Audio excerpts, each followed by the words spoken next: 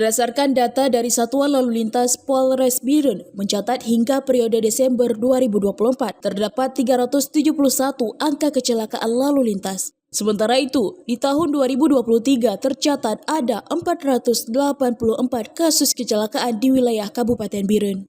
Kepala Satlantas Polres Biren, Ibtu Mulyadi menyampaikan, di tahun 2024 terdapat penurunan angka kecelakaan lalu lintas sebesar 23%. Sementara untuk korban kecelakaan lalu lintas di tahun 2023 terdapat 73 kasus meninggal dunia dan di tahun 2024 terdapat 62 kasus meninggal dunia akibat kecelakaan lalu lintas.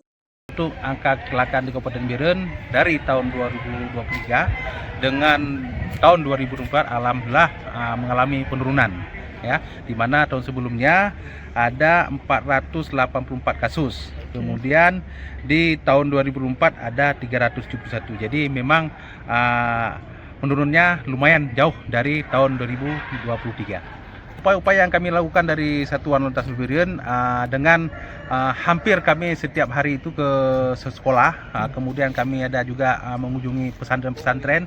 Jadi memang untuk angka kecelakaan ini memang luar biasa tinggi. Tapi insya Allah mudah-mudahan dengan kita kerjasama, dengan kita mengajak seluruh stakeholder, insya Allah mudah-mudahan ke depan angka kecelakaan di Kabupaten Biren kita usahakan menurun. Mulyadi juga menghimbau kepada masyarakat, khususnya pengendara, agar mematuhi rambu-rambu lalu lintas yang ada dan tidak melakukan aktivitas apapun saat berkendara guna meminimalisir resiko terjadinya kecelakaan lalu lintas. Dari Biren, Raisul Barit melaporkan untuk Puja TV.